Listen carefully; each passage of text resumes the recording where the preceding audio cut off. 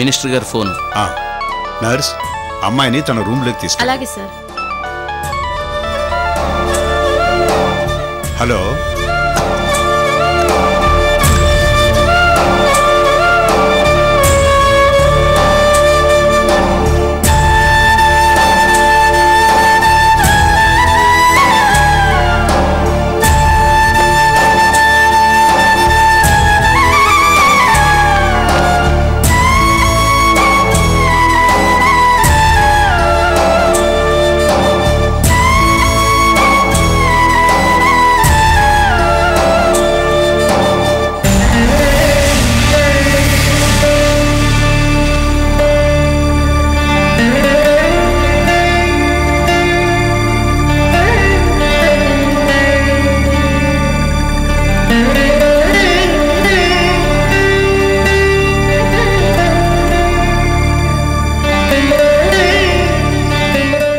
ఎలా ఉందమ్మా?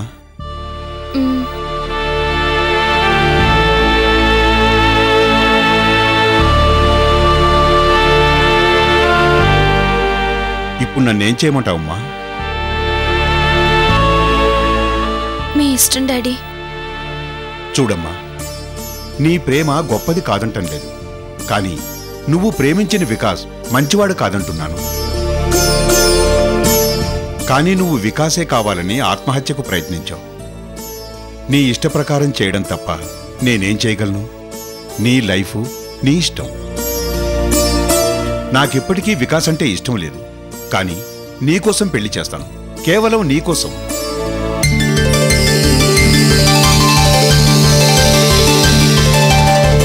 తల్లి లేని బిడ్డవని గారాభంగా పెంచాను.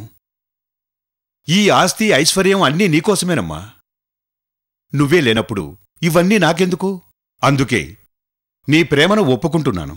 మంచైనా చెడైనా వికాస్తోనే నీ పెళ్లి చేస్తాను, సరేనా?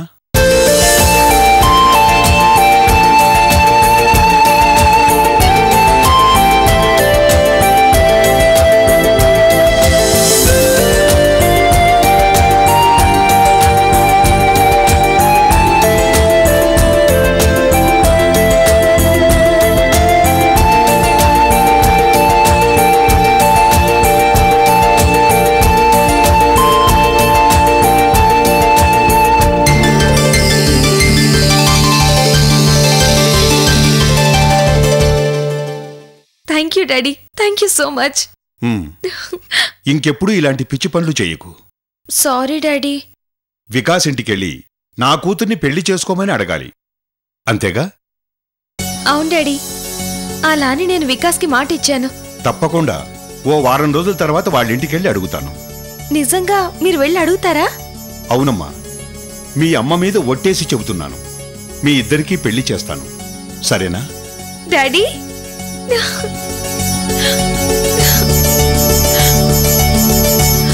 ఈ విషయం వెంటనే వికాస్కి ఫోన్ చేసి చెప్తాను. వద్దమ్మా, ఇప్పుడేం చెప్పొద్దు. ఢిల్లీలో ఇంపార్టెంట్ పనులున్నాయి. ఎటూ నాకు ఈ పెళ్లి ఇష్టమే కాబట్టి మంచి ముహూర్తం చూసుకుని సాంప్రదాయబద్ధంగా నేనే వాళ్ళింటికి వెళ్ళి వాళ్ల పెద్దలతో నీ పెళ్లి విషయం మాట్లాడతాను. అంతవరకు ఈ విషయం నువ్వు వికాస్తో చెప్పొద్దు. వారం రోజులు కాదు డాడీ, నెల రోజులైనా వెయిట్ చేస్తాను. ఈ విషయం వికాస్కి అస్సలు చెప్పను. That's good. Take rest.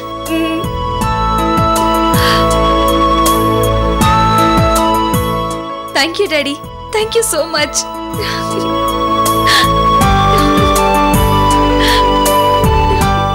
ఎక్కువగా ఆలోచించకుండా రెస్ట్ తీసుకో.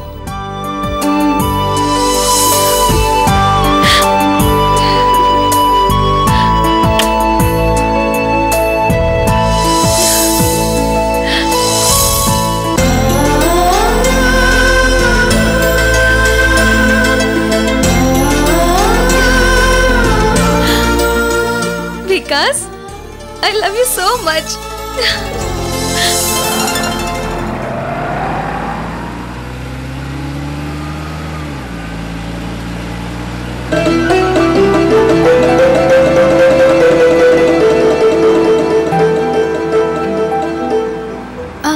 వికాస్, ఇక్కడ ఆపండి.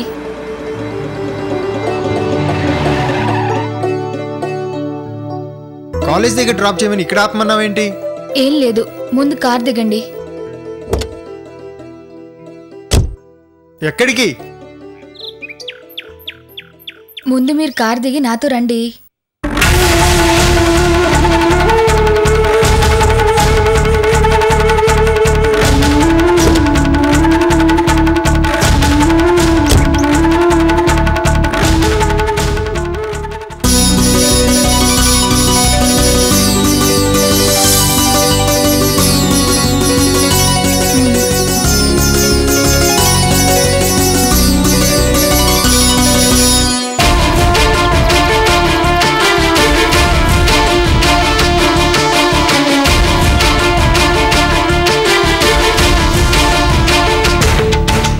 అమృత, నన్ను ఇక్కడికి ఎందుకు తీసుకొచ్చావు?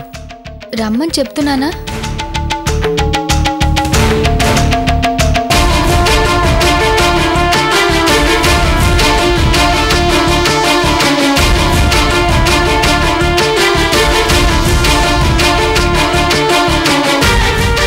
సాగర్,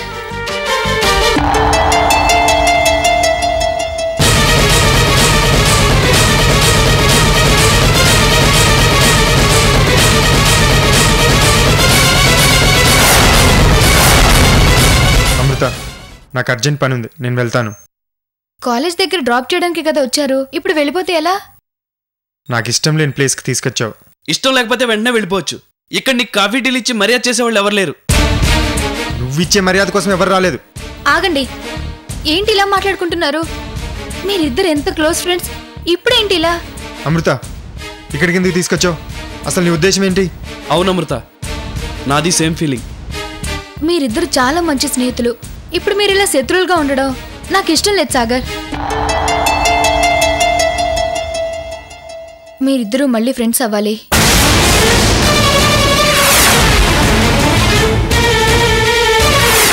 అది కుదరదు.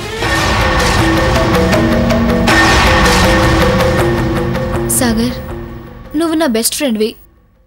ఇప్పుడు నేను నీ బెస్ట్ ఫ్రెండ్ని పెళ్లి చేసుకోబోతున్నాను. రేపు నేను నీతో మాట్లాడాలన్నా, నువ్వు నాతో మాట్లాడాలన్నా వికాస్కి ఇష్టం ఉండదు. తనకిష్టం లేకపోతే నేను నీతో మాట్లాడలేను. అసలు మీ మధ్య గొడవలు జరిగి మీరు శత్రువుల్లా మారడానికి కారణం నేను. ఇప్పుడు నేను చెప్తున్నాను, అవన్నీ మర్చిపోండి.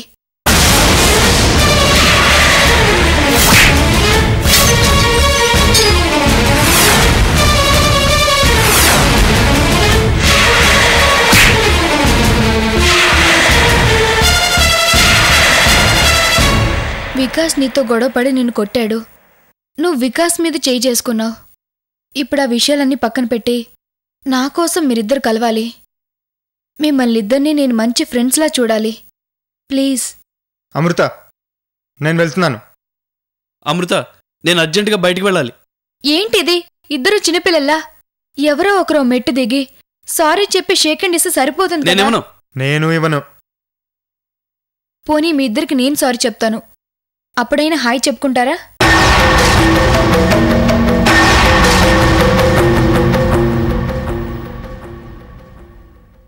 వికాస్, సాగర్ తరపున నేను సారీ చెప్తున్నాను. సాగర్, వికాస్ తరపున నేను సారీ చెప్తున్నాను. అమృత, వాడంటే నాకు మాట్లాడలేనంత కోపమేం లేదు. మరి నాకుందా? ఆ రోజు మెడబెట్టి కంటేశాను, తర్వాత రోడ్డు మీద కనిపిస్తే చేతులు పట్టుకొని సారీ చెప్పలేదా? చెప్పావు, కానీ ఎన్నిసార్లు అమృతని ఇబ్బంది పెట్టావు? పేపర్లో ఫోటో వేస్తే కోపంతో కొట్టాను, తప్ప? అవును, నువ్వు అమృత అమ్మ నాన్న అడ్రస్ చెప్పకపోతే కోపంతో నేను కొట్టాను, తప్ప? అయ్యో, మళ్ళీ పాత విషయాలు ఎందుకు గుర్తు తెచ్చుకుంటున్నారు? వీడంతే అమృత, వెనక ముందు ఆలోచించుకుంటే ఏదైనా చేస్తాడు. అవతల వ్యక్తి ఎంత హర్ట్ అవుతాడో కూడా ఆలోచించడు. ఏం చేద్దాం, అందరు నీలా మంచి వాళ్ళ ఉండరు కదా. అంటే నువ్వు చెడ్డవాడు అని ఒప్పుకుంటున్నావా? అవును, ఒప్పుకుంటున్నాను. నేను చెడ్డవాడినే, అందుకే మనసు మార్చుకున్నాను, మనిషిని కూడా మారాను. నువ్వు మారిపోయావని నాకు తెలుసు. నాకు నీ మీద ఒకప్పుడు ఉన్నంత కోపం ఇప్పుడు లేదు. ఎంతైనా నువ్వు నాకు చాలా సహాయం చేసిన ఫ్రెండ్వి. కానీ అమృత విషయంలోనే నువ్వు ప్రవర్తించిన తీరు నాకు నచ్చలేదు. అందుకే కదా ఇప్పుడు నీ ఫ్రెండ్ని పెళ్లి చేసుకుంటున్నాను, కంటికి రెప్పలా చూసుకుంటాను. ఇప్పుడే కాదు, జీవితాంతం ఇలాగే ఈ కమిట్మెంట్తోనే ఉండాలి.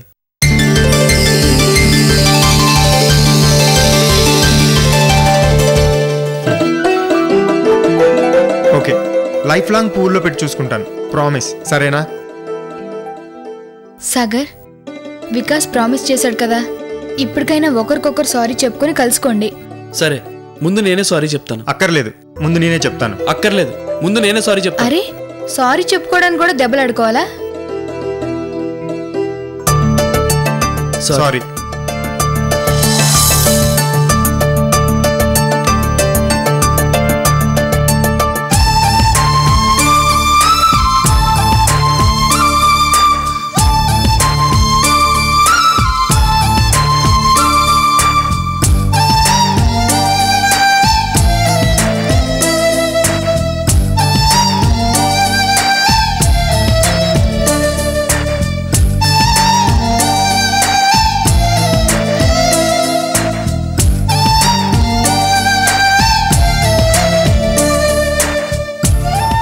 మీ ఫ్రెండ్షిప్ లైఫ్ లాంగ్ ఇలాగే ఉండాలని నేను మనస్ఫూర్తిగా కోరుకుంటూ ఆల్ ది బెస్ట్.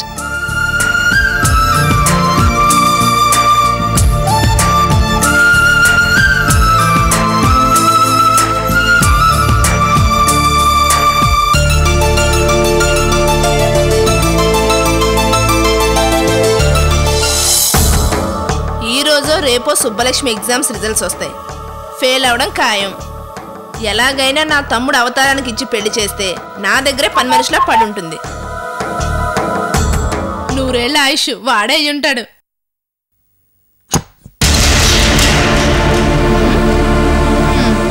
ఎవరు లేరే అక్క.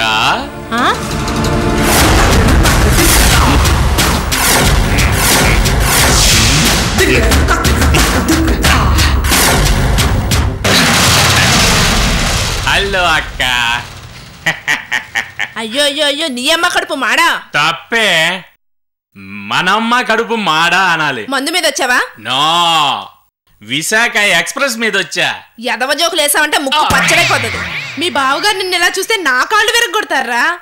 ఏ, ఆయన కాటుతో పనిలేదా? బుద్ధి లేకపోతే సరి. ఎదవ రాజకీయాలు చేసి నేను ఇక్కడ రప్పించాను. కొంచెం బుద్ధిగా ఉండరా? ఏ అక్క, చేసిన నిర్వాహం చాలు. నువ్వు ఇప్పుడు తాగినట్టు ఎవరికి తెలియకూడదురా.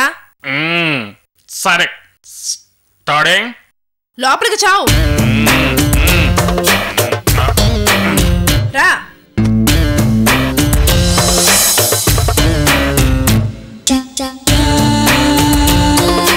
అక్క, వైజాగ్ లో కన్నా హైదరాబాద్ బాగుంది. రెంట్ కూడా బానే ఉంది. అదిలా సొంతిల్లు కదా? అంత అదృష్టం కూడానా?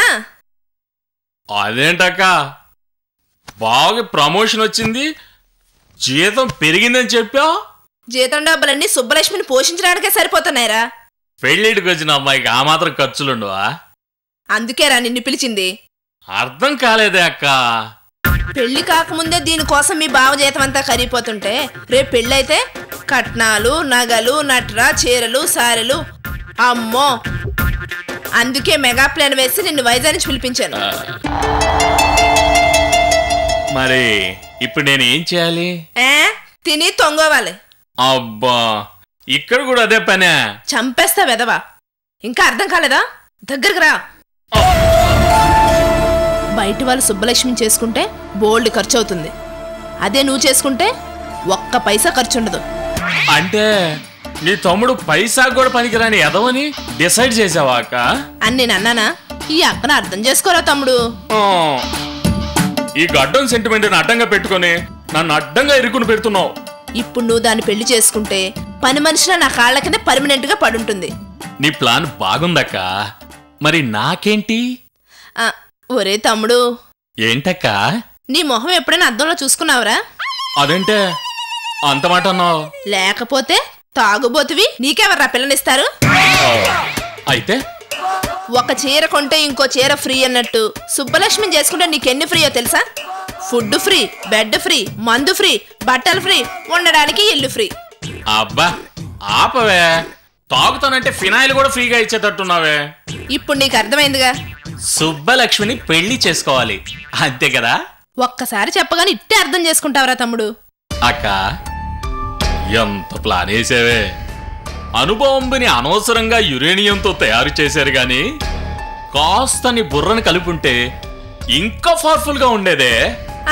సర్లే, సుబ్బలక్ష్మి ముందు ఈ బుర్ర పనిచేయకే నిన్ను పిలిచింది. 10వ తరగతి వరకు ముక్కులో సీమిడి కూడా సీదడారు అని సుబ్బలక్ష్మి ఈరోజు అంత చలాకీ అయిందా? మరేమనుకున్నావు? ఈ మధ్య బాగా రెచ్చిపోతుంది. అక్క నువ్వేం భయపడకో, ఈ అవతారం వచ్చాడంటే అన్ని చక్క పెడతాడు. విశాఖ ఎక్స్ప్రెస్ విజిలేసిందంటే 1 2 3 అంతే. 1 2 3 ఏంట్రా? 3 3 అక్క. నువ్వు మరీ అంత రెచ్చిపోకు. అక్కడ నీకొకడు కాంపిటీషన్ ఉన్నాడు, పేరు కర్రి వెంగయ్య. ఎవడు వాడు? అదో పెద్ద కథ, తర్వాత చెప్తాను. ముందు నువ్వు వెళ్ళి ఫ్రెష్ అయ్యరా. యదవ మందు వాసన నువ్వును. ఎలా? సరే అక్క. నా డార్లింగ్ సుబ్బలక్ష్మి ఎక్కడికి వెళ్ళింది? కాలేజ్కి వెళ్ళింది. అక్క మళ్ళీ ఏమైందిరా? మరి నా సంగతి బావకి తెలుసుగా, ఆయన ఒప్పుకుంటాడంటావా? ఆ విషయాలన్నీ నేను చూసుకుంటాను గానీ నువ్వు వెళ్ళి సుబ్బలక్ష్మి సంగతి చూడు.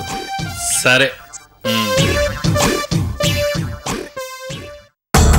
సుబ్బలక్ష్మి, ఢిల్లీలో గత్తరబెత్తర జరుగుతుందో లేదో గాని ఈ రోజు నుంచి నిన్ను గత్తరబెత్తర చేసే మొగుడొచ్చాడు.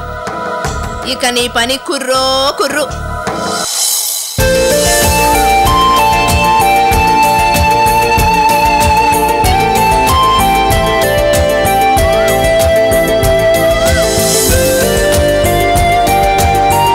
సుధా, ఇందాక నెట్లో చూసాం కదా?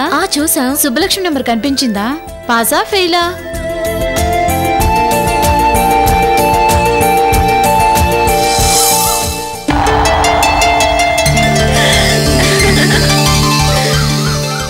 నేను పాస్ అయ్యాను.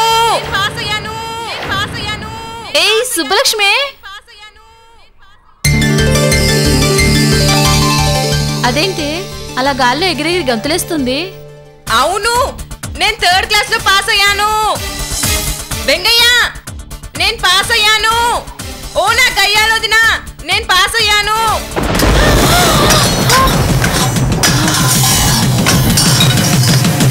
అమ్మా, ఏంటిది? సుబ్బలక్ష్మి పాస్ అయ్యాను అని గట్టిగా అరుస్తూ చెప్పినట్టు వినిపిస్తుంది. నిజమా? చా, అదెప్పుడు పాస్ అవ్వాలి? అంత నా భ్రమ.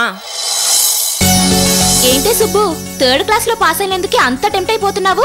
మరి నా ఫ్రెండ్ పావని 1st క్లాస్ లో పాస్ అయింది, మరి అదెన్ని కేకలేయాలి? పోవే పాన్సుపారి డబ్బా.